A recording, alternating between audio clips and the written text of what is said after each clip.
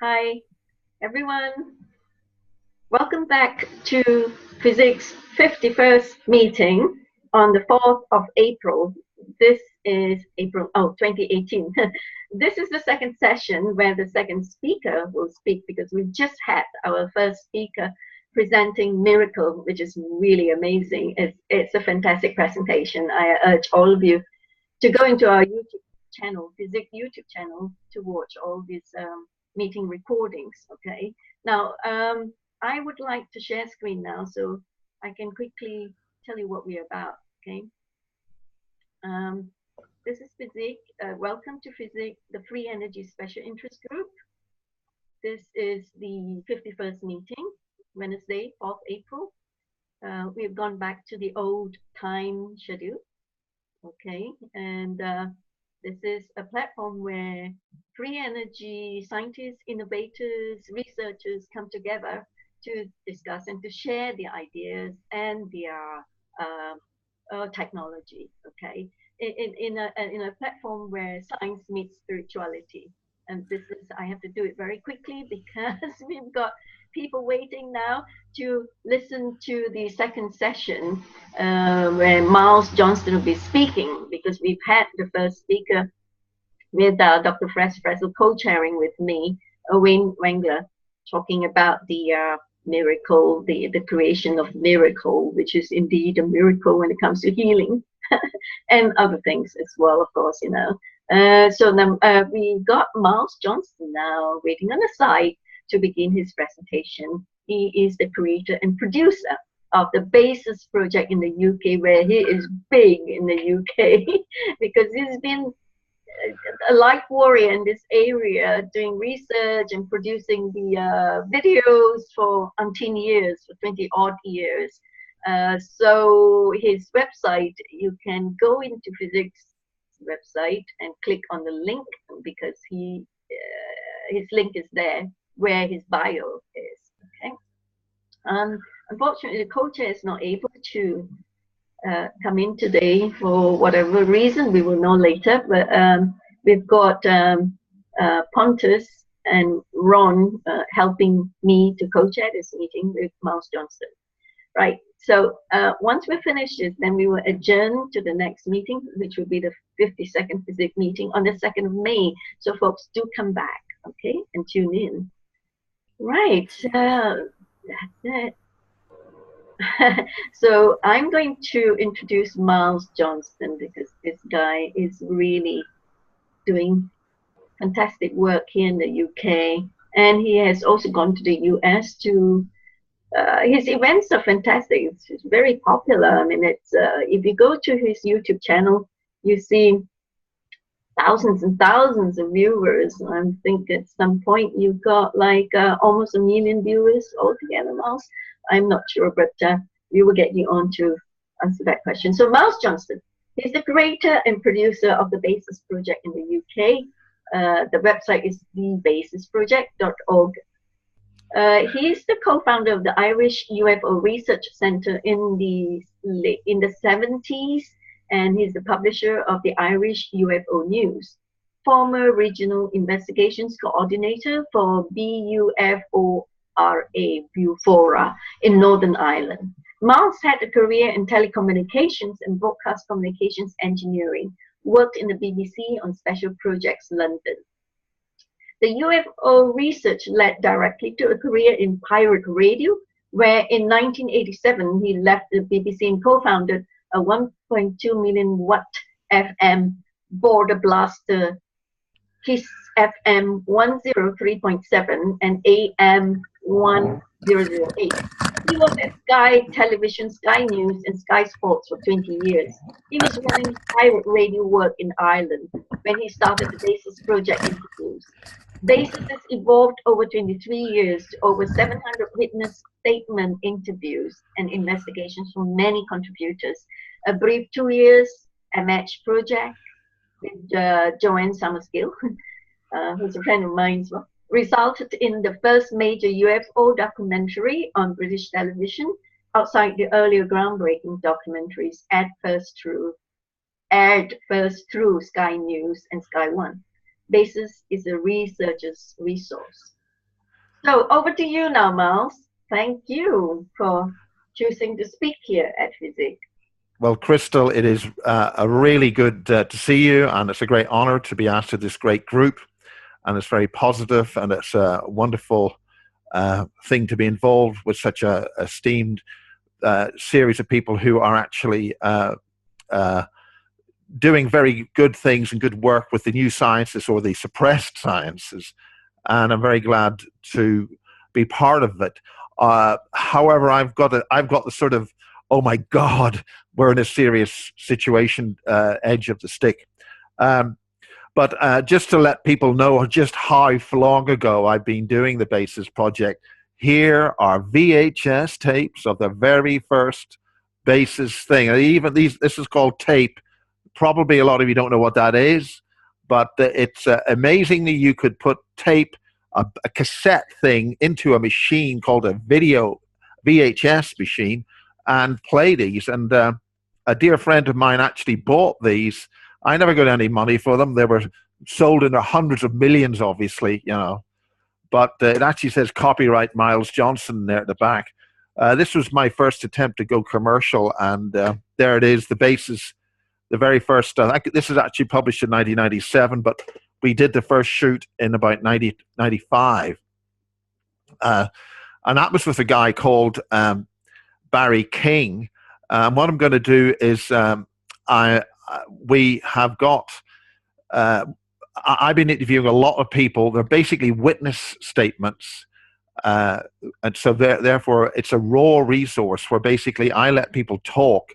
And initially, when we first did this, I mean, what was happening was that a guy called Barry King was talking about Nazis and Germans making transhuman entities, strange-looking human beings, some kind of experiments in the war. It was discovered by his father. And so there's this sort of odd involvement that for some reason the Germans were working on some kind of technology to modify human beings. And it turns out there's a great book that's just been released. It's been out a while, the first print run. I'm not too sure if I'm on the screen or not, Chewy, because I'm seeing you all the time, but which is very pleasant, I have to say. But there's a great book here. This is Spy Hunter, not Spy Catcher. And that's a very thick book. Almost 50% of the chapters are full of references about what's in the chapters, and that's about a secret German intelligence unit called the DVD. Now, what you initially alluded to was a guy called John Urwin, who was one of the first, and all the super soldiers don't like being called super soldiers, but they are essentially, it's an easy term to describe who these people are, even though they hate the term.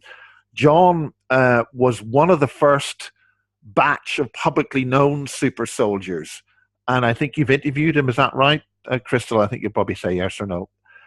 So what I'm going to do is I'm going to actually share my screen here, and hopefully I'll be able to, you'll be able to see what I'm there.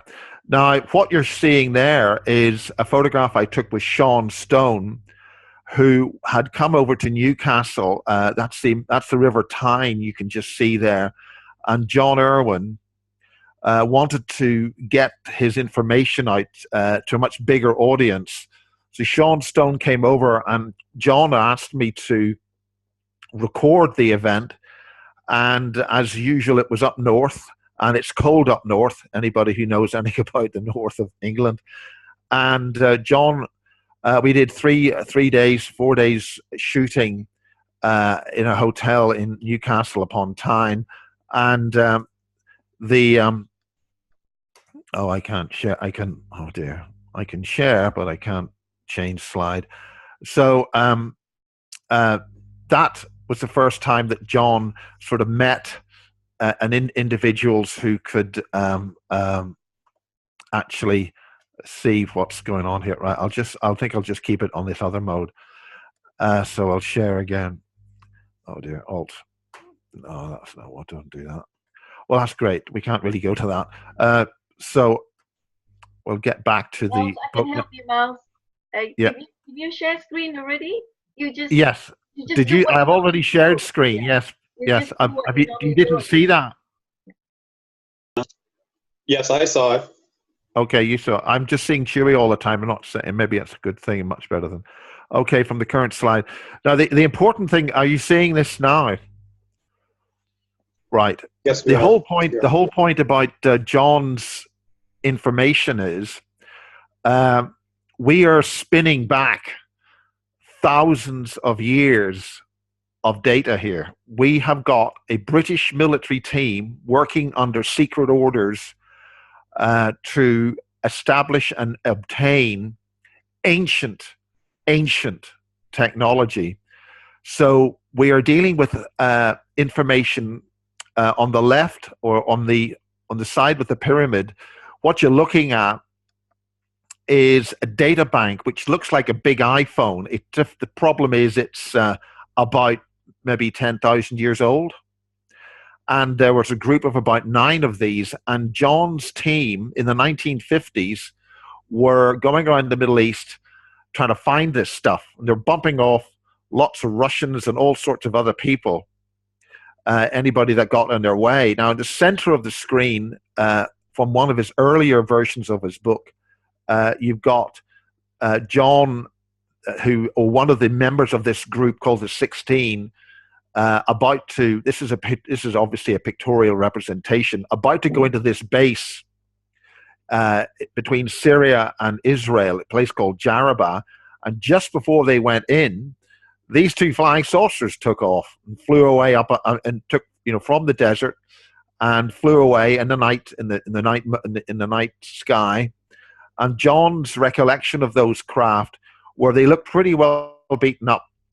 They were pretty well used, and so they were basically flying away from a Bilderberg type meetup involving some of the elite who were at that base, and they were determining what was going to happen in the Middle East and around the world at that time.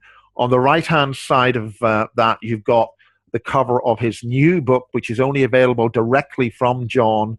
It's got a lot more pictures in it, and it's a really good graphical representation of a lot of the people that he met since publishing his early book, The 16, which is still available under various publications, various editions. But the important thing here is what you're dealing with is a British military team hidden within the British Army, going out and dealing with ancient aliens or ancient peoples from other dimensions or other worlds, flying around in flying saucers and working with extremely advanced technology, which is thousands of years old. Now, the important thing about what's on that thing like an iPhone is you can see there are certain nodules and certain markings, and that's because these things would plug into something else, and that something else would open up interdimensional portals off-world and to different dimensions and times within this world. So we are dealing with some pretty fantastic stuff here. Now, the person who actually brought this to light in terms of the initial bases that were here in England is a guy called Barry King, and another girl there to his left, and she has been doing an awful lot of the work on. She's been doing an awful lot of the work on this in terms of researching into the secret German intelligence, and let's just get me back on the share screen. Okay, I think we're there, and I'll do this. Stop sharing. So the point is that Michael Shrimpton's published this work on ancient German intelligence, which involves so many layers of governmental layers in so many countries, from Joe Stalin and the infrastructure of the British government and the American government, and there's a whole shadow agency there that everybody sort of ignored because World War II never finished. So we got a climate of trans-humanized beings being made by the Germans during World War II, a sentient fluid, and ancient information being recovered by the British after World War II from Russians and Egyptians in the Middle East. So we got a really wide climate of really whacko information here. But the bottom line is we are talking about extremely advanced technology, interdimensional technology, anti-gravity, healing, all this sort of stuff, data, and also what these people wanted to do was to take this ancient information and to weaponize it. So this is where the ancient knowledge of how to make super soldiers started to arise, and this brings us pretty well up to date as to how, and James, unfortunately, James Rink isn't with us, but this is where the ability to make extremely advanced strengthenings of the basic bioframe. There's no point being a super soldier and having extremely strong muscles and be able to scale tall buildings, and probably what's more important, to wear a blue cape with an S on the front, or a Spider-Man or whatever. I'm joking now, but if you don't modify the basic science on this, is they made a lot of these super soldiers, but the basic science was a major modification and strengthening of the human skeletal structure, but also a change in the legs, where you generate a lot of the white blood cells to heal the body. So not only was an immense strength given to these human beings, but also the ability to really very rapidly heal. So basically, we're talking superhuman abilities were discovered and employed in a whole series of these super soldiers. Now, for instance, in England, some of these super soldiers were trained in Burley Manor, which is in the West Country here in England. And a decision was made coming from the highest levels, that they'd made something they couldn't actually handle properly. And remember, we are dealing with a level of German intelligence and German infiltration in all the various secret societies and the secret agents, the secret MI5, MI6, right to the government level. So you've got multiple layers of intelligence operating here, one fighting against the other without the other knowing the other's even there. So these super soldiers were made, and this later generation, remember, John is one of the first group that we know of that were made. And what happened with John Urwin, he was trained in a particular way which brought him beyond death, brought him to higher or other dimensional realms, and he was exposed to many different times of human history, and he was able to determine, he was taught and trained where a lot of the original bioframes, the current level of human being, were derived from ancient big guys. We would call them Sasquatch or the Bigfoot. These are big human beings, big, strong, well-built, really advanced, superhuman people living in a different time-space domain. Because remember, if you got a dinosaur and you had a dinosaur running around today, today's gravity field, it couldn't do it. I mean, an elephant can barely lumber around. So we're looking at a situation where the entire time-space domain of our very planet and the so-called solar system was different. And this brings into the equation things like, what about Saturn, some kind of energy field coming from that. And I think this has been discussed in other areas. So some kind of energy field that we're being exposed to has changed our time-space domain that we live in at the moment. And anyway, whoever brought us here, because we're all extraterrestrials, we've all come from somewhere else. We have a problem, is that something else has also come from somewhere else. And that is what the biggest threat is we're facing at the moment, is that there's some other intelligence, an artificial intelligence, has also been brought here as part of, the other intelligences which has been arriving here. So we've got a problem.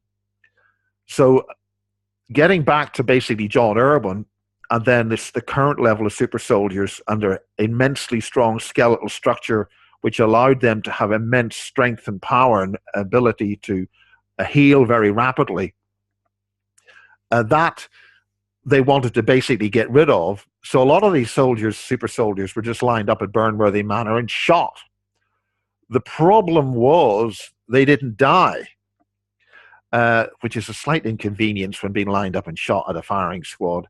And so this presented certain problems, but there had already been a problem built into what had happened to these people, in that the basic technology which they used, the ancient technology which they used to create these super soldiers, was actually flawed. Somebody had gone in there and messed with the science, which when they implemented it, would run out at a certain time. And really that's displayed very well on the Blade Runner movies. The Blade Runner movies are illustrating this aspect of these sort of artificially enhanced beings. The difference is that in the Blade Runner film, you're dealing with completely manufactured clones, which there are some figures of some of the figures on this we're looking at over 1 million. But these things also catch their own diseases, and all that sort of stuff has been happening.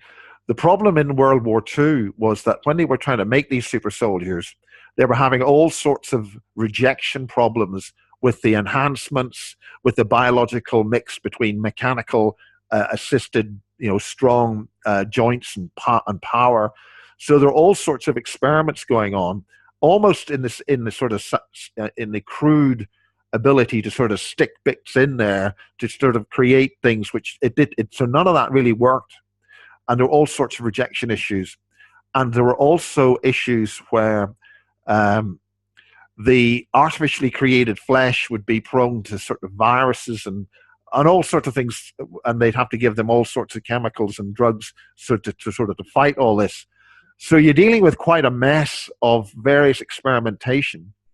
So, for instance, here in England, the first clones and the first things that they were making for use on, quote, the lunar base was a completely stable. It was a stable biological being that they could actually communicate with, and so it would do things, and they were used on the lunar base. We as human beings have a problem, is that because we are multidimensional beings, we have a spiritual aspect to our body which lives within the body.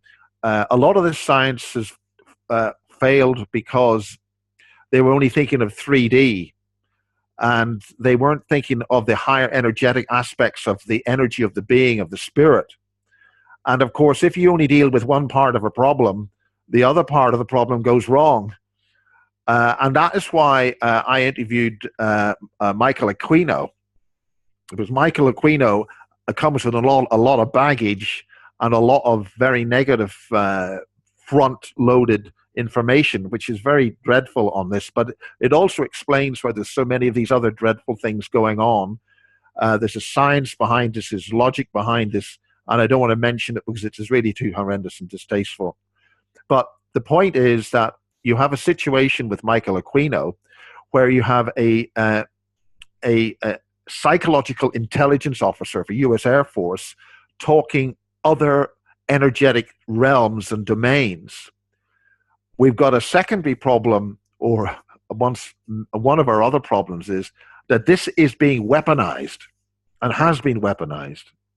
And this is one of the aspects that John Urwin was exposed to, other dimensional realms of existence past death.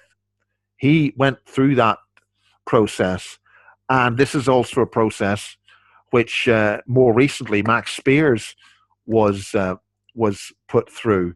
he was a bit careless in that he died once, but he also died twice. And, you know, James Bond, you only live twice. There's a lot of meaning to a lot of this in plain sight.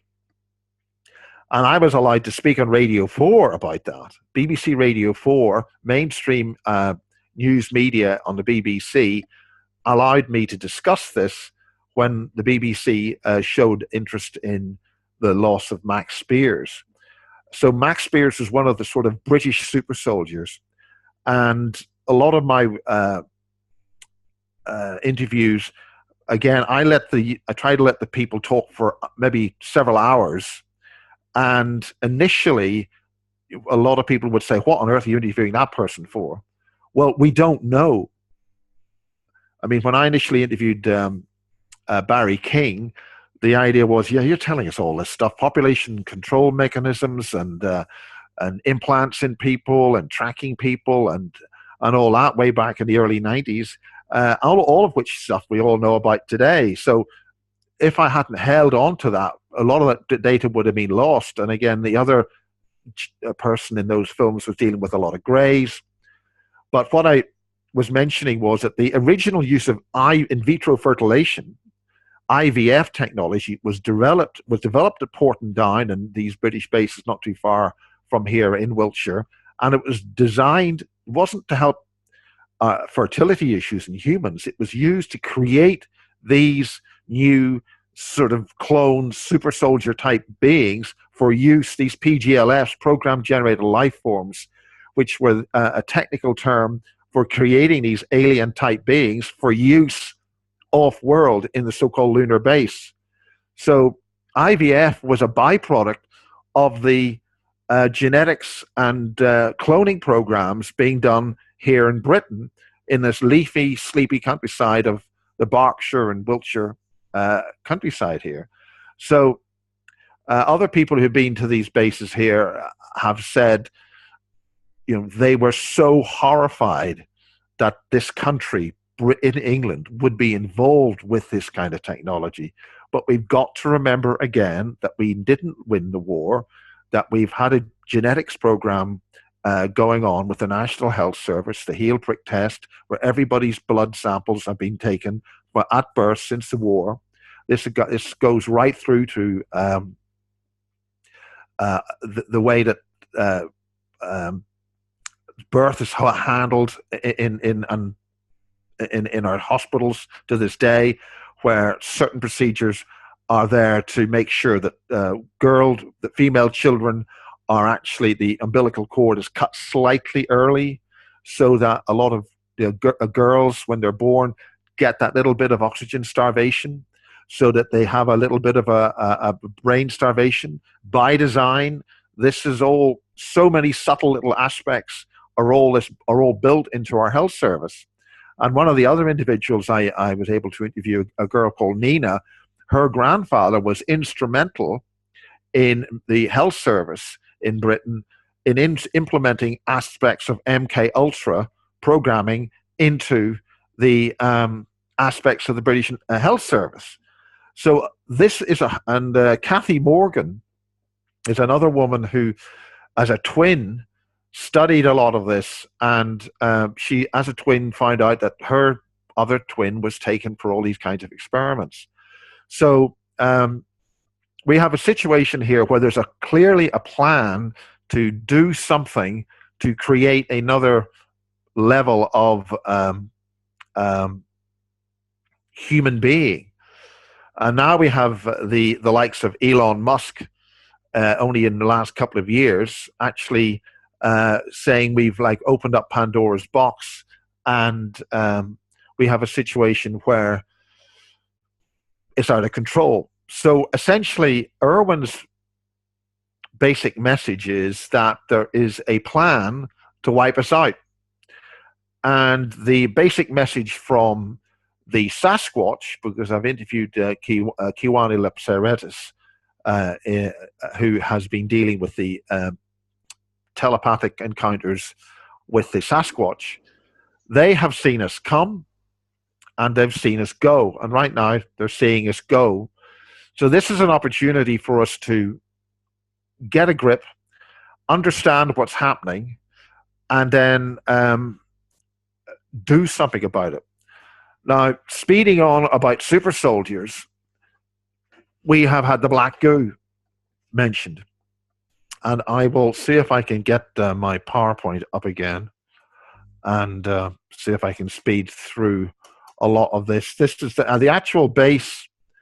The actual base where this happened was in a place called Peasmore, and some friends of mine actually went up to Peasmore and found it.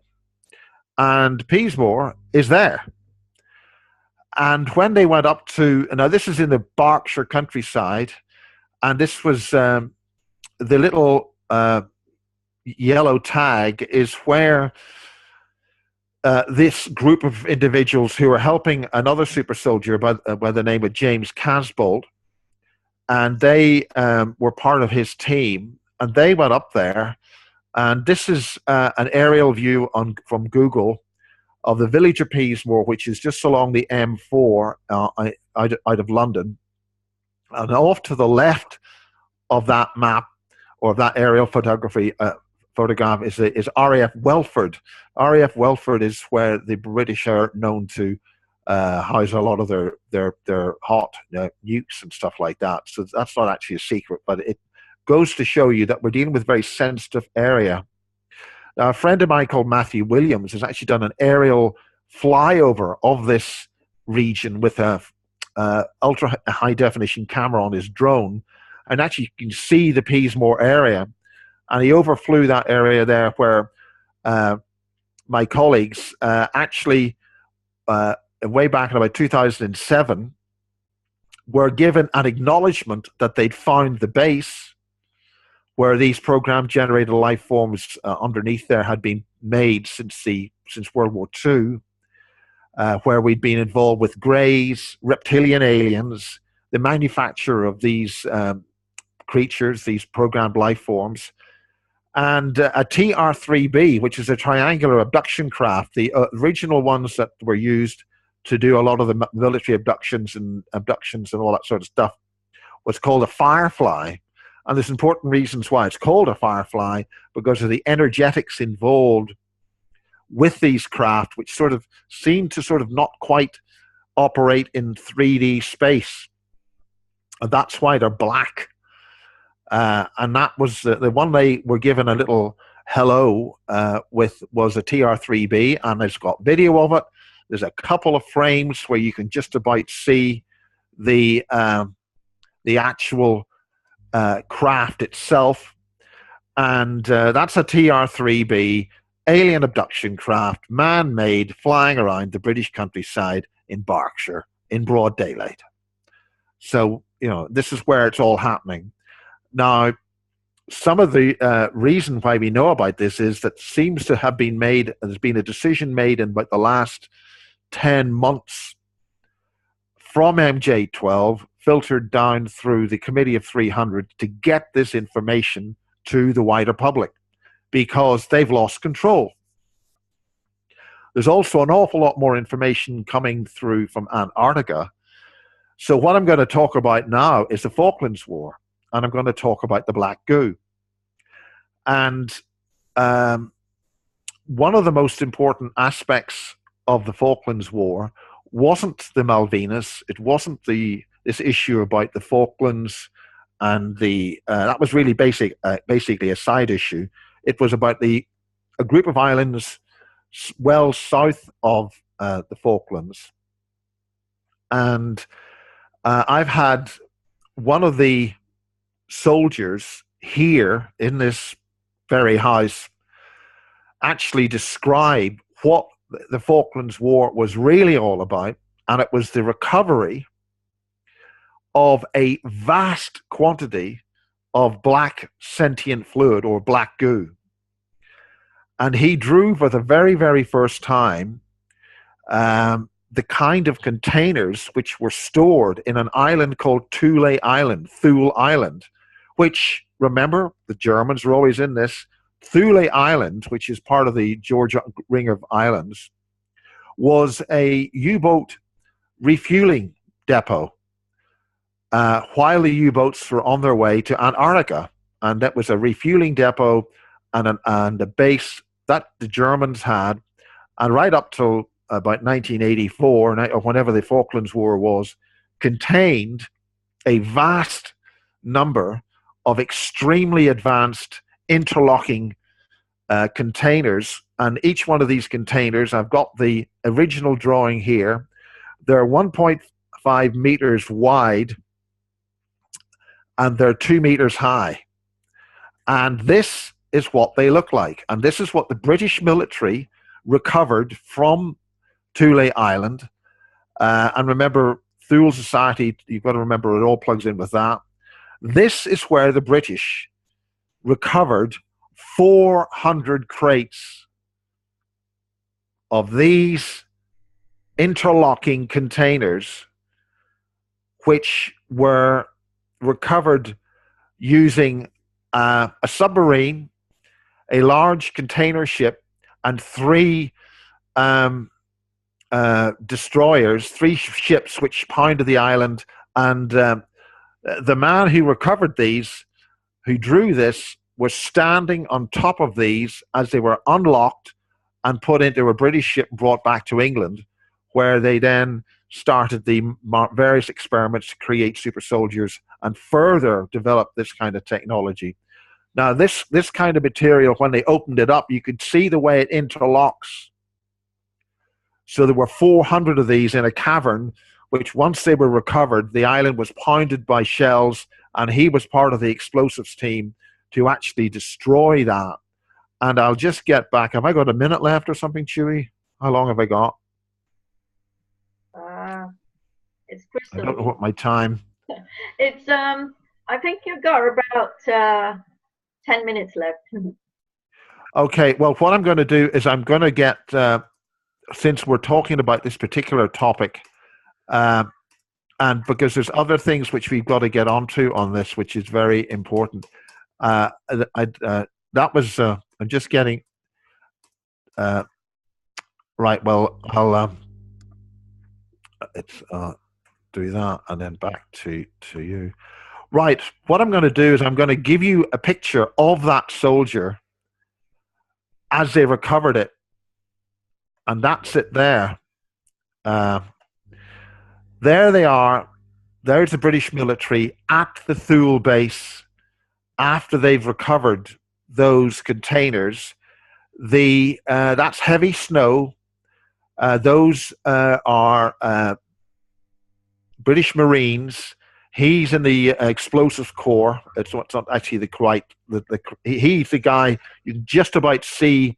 Their faces are ever so slightly carefully obscured here, but that's a photograph from Thule Island, from the British, when they recovered those 400 crates of this sentient fluid from the base in the Falklands Islands. So I'll stop sharing. So this is extremely important in terms of what we're dealing with. Now, the point about it is this introduces the superhumans, these human beings which have got these implants. Because this is the whole point about what's happening with the new sorry, I'll click. This is very serious. So let's see if we can get this on the screen. Yeah. Now, I've shown this before. Let's get that up there. And there you see in this individual person who allowed me to show these initially, and this was subject of a Channel 4 program, and that's her there, and that's Marie. These are some kind of technology which has been grown inside the human brain. There's others. If we look at these, this is another individual who spoke at one of the bases conference. And again, these are technologies which are being grown inside the human bioframe. And this is something which, again, I've mentioned before here. In this particular shot, we're dealing with an aspect. Can you see that? Of where you can see that there's something different about the eyes. Now, the main thing about the two eyes is that the aqueous or the vitreous humor within the optics of the eye is fogged. So that individual shouldn't be able to see, but they can see. So what we're dealing with as we speed down to what Elon Musk was talking about, and there he is there. Elon Musk, and this has reached the newspapers, the mainstream press. There are fear over the rise of the killer robots. Now, this is what we've got to recognize, in that we are dealing with an existential termination of all life here. Now, the point about this black goo, the point about this is it's a cohesion of minute objects which have got a common purpose. They've got a common intelligent reason for being together. Now, what we're looking at here, we're looking at something which has arrived here on the planet by intention. It's slipped through the energetic force fields which protect us, and it's mobilizing, and part of the Trojan technology which we're dealing with, our computer technology. And this computer technology has an artificial intelligence, and it's accessing our consciousness. And there are certain companies which are setting up to deal with that. And my hometown of Belfast, there's a couple of companies, or one company there, where our consciousness is actually being accessed, and they wish to do a thing called mass particle optimize humanity. What they're looking to do is they need to control every aspect of every creative thought process on the planet, right down to individual life forms such as blades of grass. And this is called mass particle optimization, or swarm programming. And if you look into artificial intelligence, these are terms which are bandied about, where they're talking about getting control of thousands of computers so companies can work more efficiently. But what you're talking about here is, as these computers are accessing our consciousness, and these biological implants are inside our heads or all various other parts of our body, we are being swapped out into these cyborgs.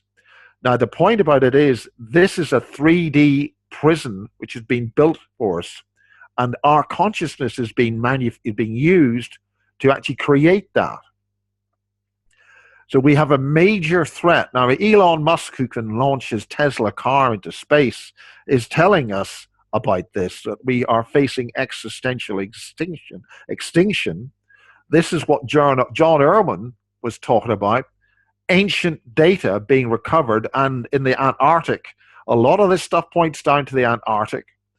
And we've got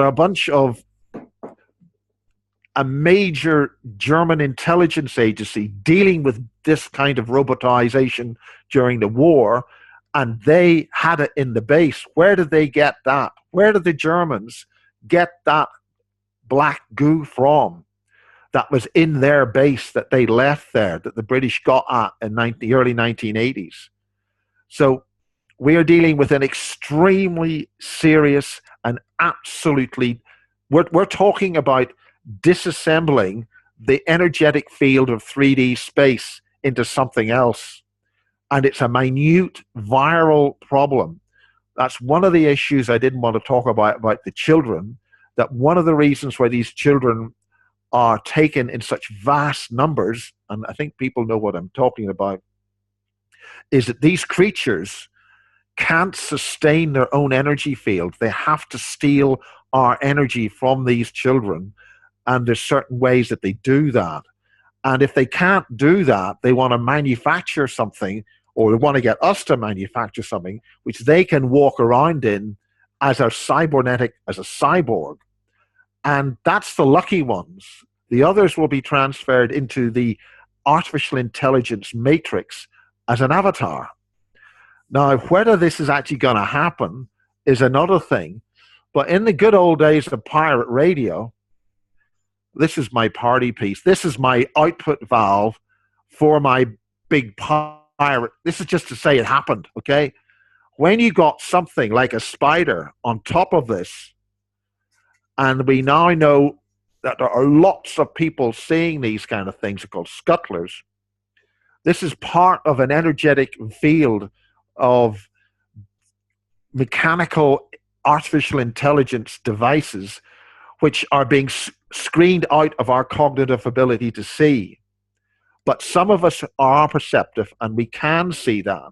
And if we can perceive them, we can fight them. We can consciously fight them. And one of the ways of doing that is a higher spirituality. So we get out of their energy field. We sort of, and that's in some respects, we're being given a bit of a carrot and stick issue here, where we've got to start thinking of a way of protecting ourselves and a way of dealing with this problem, because this is happening very fast nowadays. And that's the kind of thing John Urwin was dealing with in the 1950s. And he's talking about the complete destruction of the various races as such. And the problem is that each group of individual groups of society thinks, I'm all right, it's happening to the other guy. No, it ain't. It's happening to all of us. And we're being, all these kind of things are happening, and it's happening in with whatever this stuff is, whatever that is. I understand that vast quantities of it has been shipped to military bases across the country in England and God knows where else for whatever purpose. So we really do need to start thinking very outside of the box. But the kind of technology that you've been dealing in your group could actually help if we applied that to deal with protecting ourselves. If we've got a technology which can greatly enhance our physical bodies and protect us in a positive and creative spiritual manner, we can maybe beat this stuff. But there's a double con here. We as a civilization, as over thousands of years, over various different types of body types, and there's been many different types of human being seen, and like the long skulls of Avebury, the long skulls people of Stonehenge, where Maria Wheatley's been doing a huge amount of work on this. Many different types of being have come, and many different types of human being have gone. By some other force, whatever's in this may be in the same trap. I'm saying whatever's in that may feel it's got some God-given right to wipe everything else out, as some other groups of individuals on this planet think they've got a better chance, they've got a bigger chance to live and survive. Maybe whatever comes out of this, whatever comes out of these things and creates the artificial intelligence and the cyborgs, maybe they're going to find that they're just in the same boat everybody else is, and that boat's planet Earth. And planet Earth is maybe here to teach us a few things about higher spirituality. And whilst a lot of us may feel, I'm all right, I'm king of the castle, I'm in the elite, I've got this and you haven't, and I'm safe. Well, I think maybe there's a bit of a leveler here where we all have to work together, be together, and we don't actually have the luxury of fighting each other. We've got to live together, work together, and be nice to each other. So there. Thank you, Miles. Well okay. done. What a presentation. We got there in the end. Thank you, Miles. So this is amazing. I mean, the stuff that you've brought into the mindset here in FESIG is really opening up. And yeah, I just want to reinforce, this is the actual hand drawing as drawn by the soldier who stood on top of these things, and then when they got them all out, blew them up. This isn't artificial. This is actual evidence from a man who was there and did it. who's actually quite ill with some strange illness. You mean John Urwin is ill? No, this is a guy called John Dallimore. All right. And he's got his medals to prove it. Right. Miles, you were talking about the SSP signs being in the 3D level only, and it's just material. And that's why it isn't very successful, because it doesn't have the spiritual aspect of the multidimensional being with a soul. And that is wonderful for you to remind scientists here on the FESIG group that this is the case. This is what I've been trying very hard to do here, to remind all the scientists that they will have to go within to unleash the vast potential that they have from the soul, from the heart level, that is connected to source, that is able to free ourselves from the matrix, the imprisonment of the matrix. And you're talking about how do we protect ourselves? And you did call out to our scientists and our, well, developers of free energy, because it's all connected with healing as well, then to look into ways of protecting ourselves, perhaps come up with innovations like a Faraday cage or something. But I would say one thing though, because from our search, I mean, you are a fantastic investigative journalist yourself, Miles, and we have been researching the evolution of human consciousness along the way as well. Well, we realized that there had been a bunch of hypnotherapists who had actually had clients coming in to their sessions, and these clients automatically had their higher selves coming through, bringing information from on high about the event that is coming very, very close, the new Earth. Apparently the Earth has split into two, and there's the new Earth. I mean, well, I mean, if you want to take it with an open mind, just think about the logic of it as well. I mean, these people don't know anybody who had come into these sessions from Kingdom Come. They're just strangers who came in for the hypnotherapy sessions, and their higher selves keep bringing in the same messages over and over, confirming and reconfirming that this is this new Earth that we are to migrate to, we are to transition to. So we, the Andromedans, tell us to Alex Collier, for instance, that we are the Partals, we are spiritual royalty. So we've got this soul in us that is connected to source, that is awesomely powerful, that is awesomely resilient, that these ETs with their technologies from the secret space program or whatever that's being exchanged or whatever can't really do much damage, because we are what we are, very resilient, very strong, very well. I think Chewie, it's important to realize that you cut me, I will bleed. You know, so maybe this alien intelligence is AI, which is much lower in spirituality and consciousness. Maybe it's just the next lot coming in to the Earth as this change happens. So it's here to learn in spirituality and progress.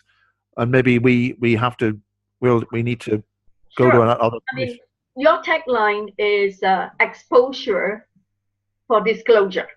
I know that. Yeah. So you expose in order to disclose. And it's good to know what had happened in the history of mankind. It's good to know who the perpetrators are and what they were doing to us, and the hybridization, the secret space program, the cloning, the cyborgs and whatnot. Okay. Well, it's good to know, but we're not to put too much attention on it.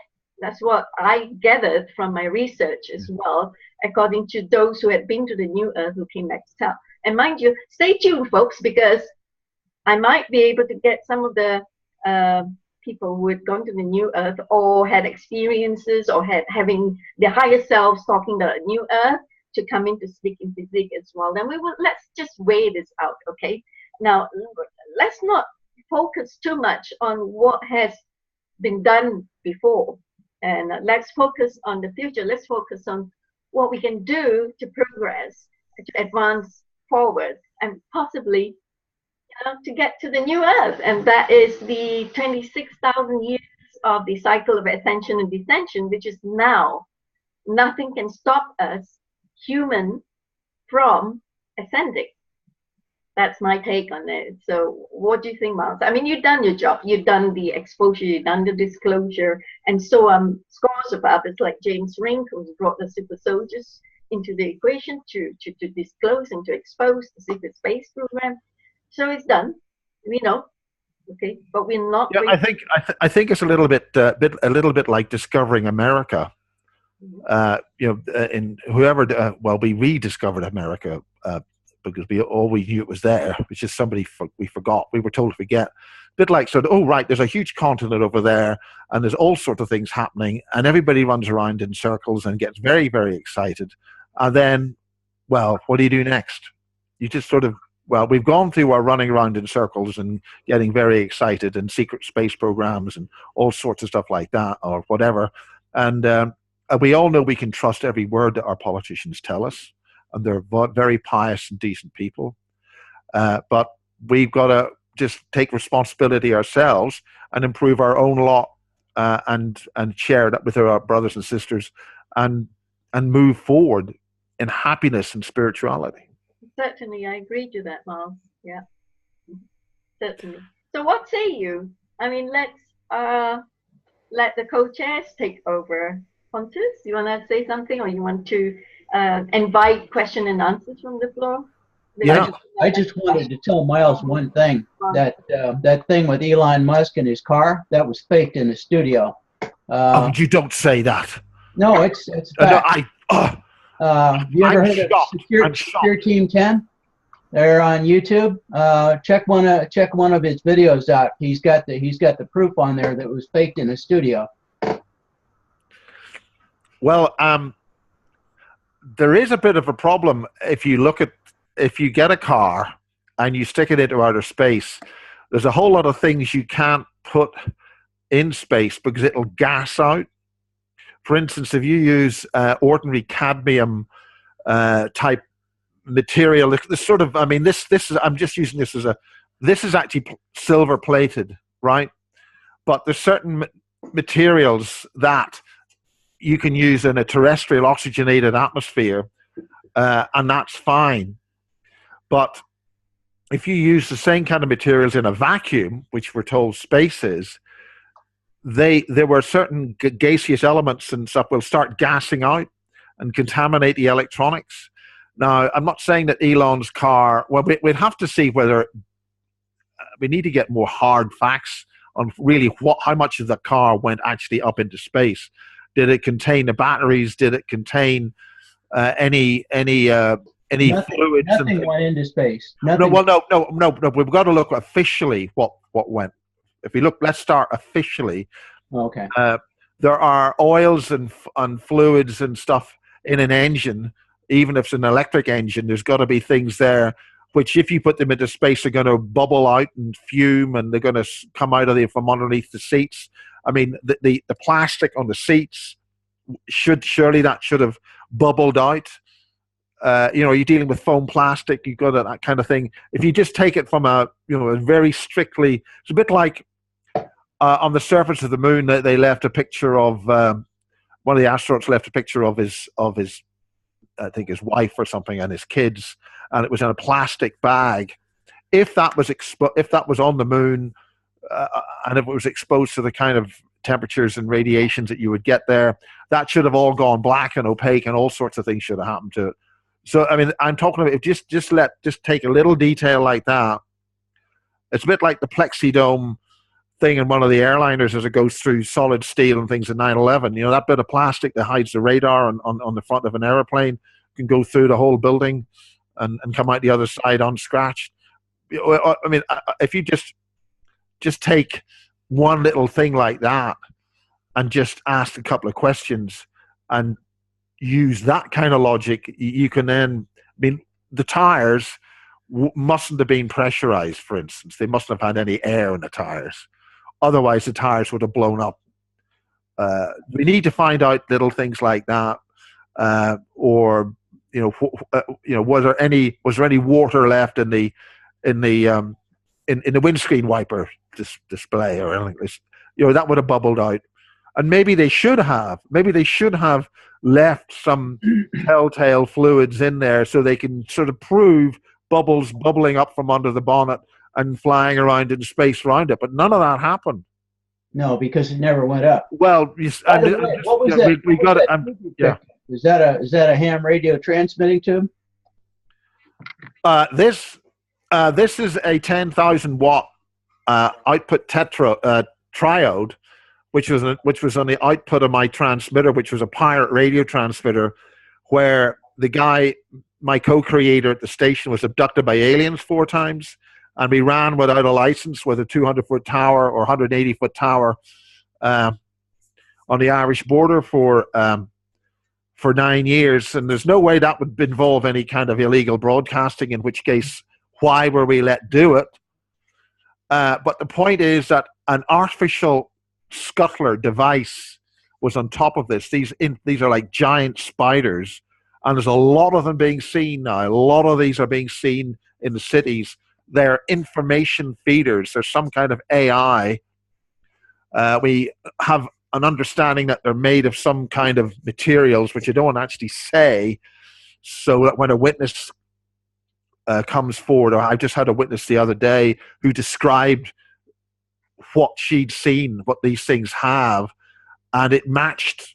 It's a bit like when people say they've seen a grey, it looks grey. Well, they don't really. So when they say they look grey, they're not really seeing an alien, they're just making it up. But anyway, that gave us a total of 11,000 watts, flat out, full power, 7,500 volts on this thing. And when I opened up the cabinet, I could see this giant spider about that size, but it behaved like a giant tarantula, fuzzy legs, and it then just moved away. It moves like a crab, but looks like a spider, and that's why they're called scuttlers. It took me about 5 or 6 years to get a name for them based on other witnesses.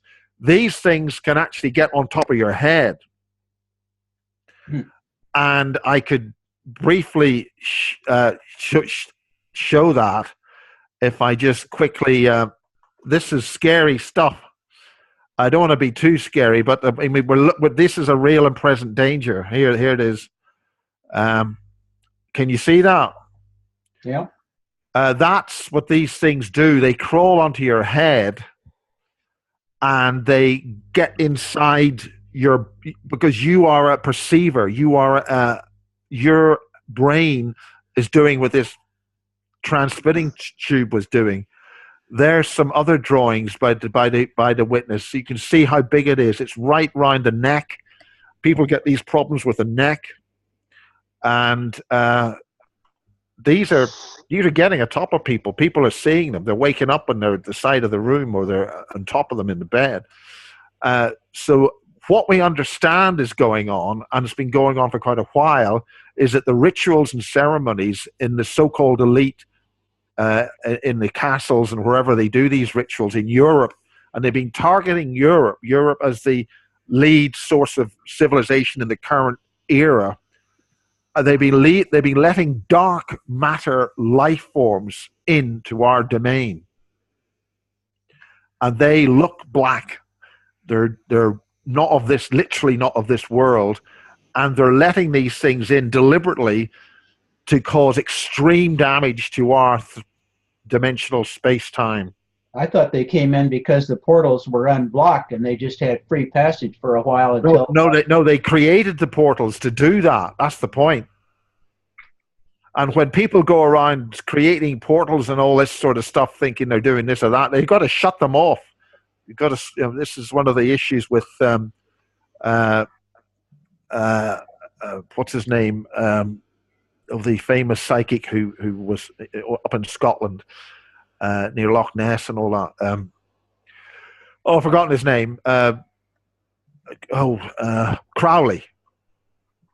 Oh. They were doing stuff which Alistair Crowley, yeah. Alistair Crowley. They were his name, yeah. They were messing about. So but that's also the whole thing about Ireland. There's a lot of the dimensional portals in Ireland. When they talk about getting rid of the snake or whatever, what they actually did was they actually they shut down the balance of feminine and male energies, so that we who had control, we would lose control from this side of the gates.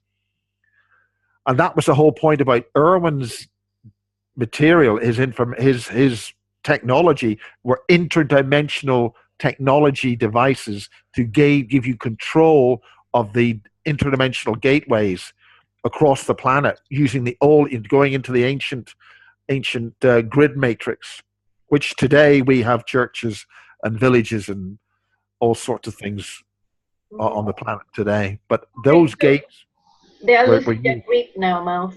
Okay, so we are not going to feed them with our any thoughts about them and what they did to humanity, because they can't stop us. We're receiving. So you were talking about protecting ourselves, and you are urging our scientists to come up with some protection devices, like a Faraday cage, for instance.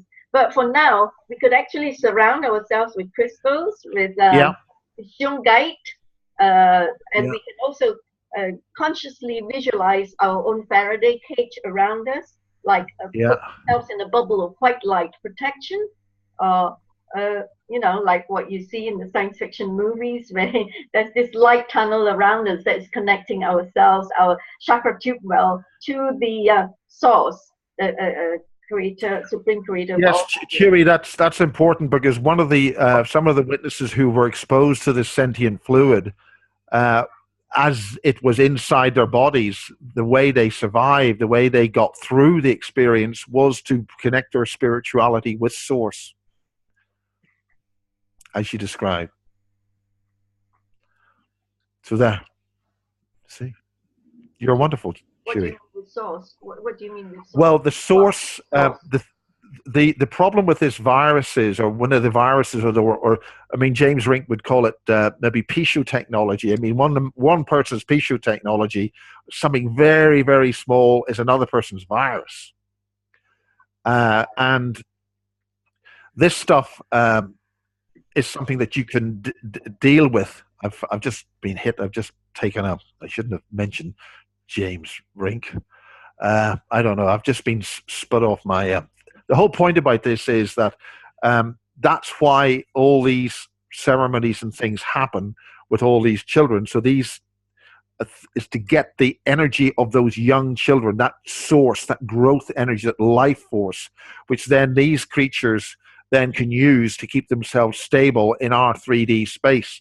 Without that source of energy, they simply will wither and collapse and die. Yeah, but if you don't have a pre-birth contract with them, pre-birth agreement, you won't get it, right? I mean, well, that's the point, to educate ourselves what you do about all that, and reverse and revoke any contracts on that level. That's very important. And this is an opportunity where we have the time. This is our opportunity now, as we have this higher awareness. We are, I mean, how many, it's like the crop circles, how many times you have to be told the same message?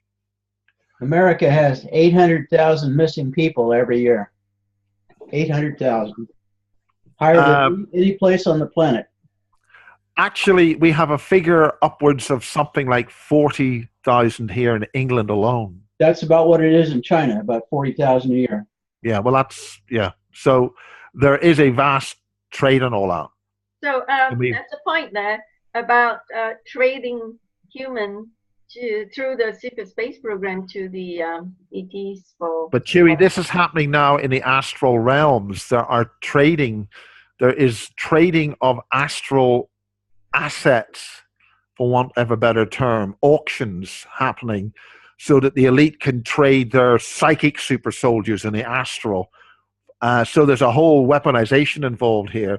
And that was something which one of the people I mentioned very, very, very briefly, Kieran Lee Perrin, he was told, he's a super soldier in England, one of the early model types, and he was told, you are a soldier, and we are using copies of you in many other dimensions.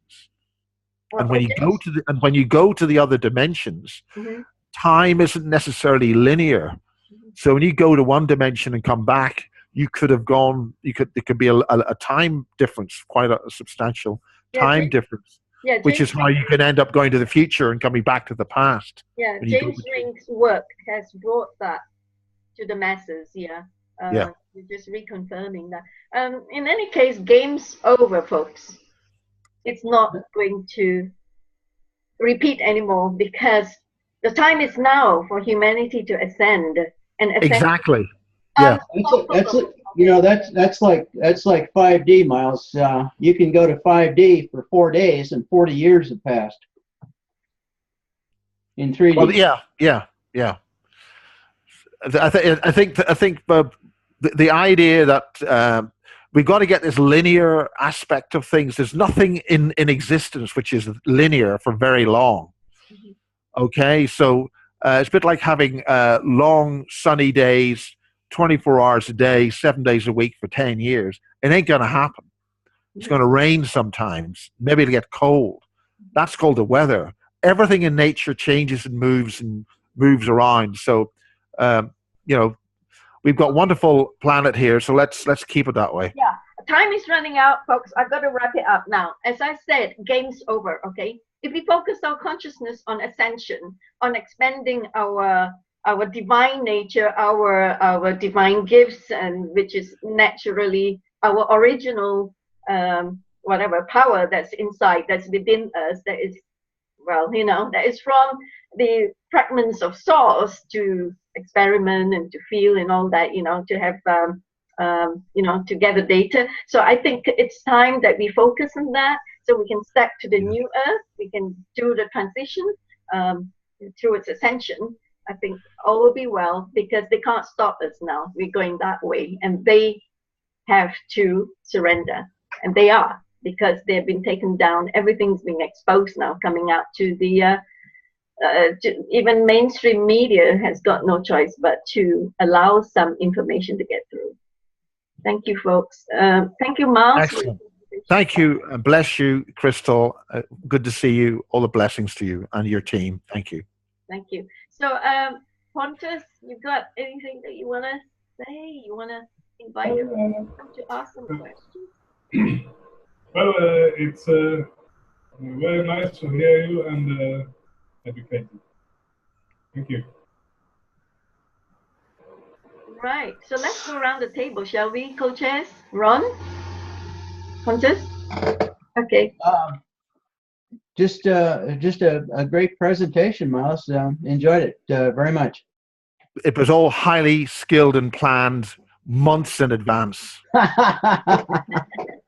Oh, well, Miles can give presentations like that at the back of his hand. He's been such a wonderful, thorough investigative journalist, and he's so renowned here in the UK. Oh, Chewie, you're being far too complimentary. You're fantastic. You've got this great team together with all the other great people there. And he's from Belfast, too. Excuse me, I'm from the big city of Belfast to you. I'll have you know. The other thing we say in Northern Ireland is we know where you live. Oh gosh. which means you can run like hell now and we'll still get you. You have a long way to go to get to me. So let's go around the table, folks. It's wonderful having you here, Miles. So we're going to go around the table now. If there's any unfinished business, Press, you got anything that you want to add? Well, I think basically when we take a look at what Miles has brought up is that we're looking at a lot of disclosure coming down the pike, and we're actually seeing it come through in a multiple of different medias. I mean, it's not just the alt medias.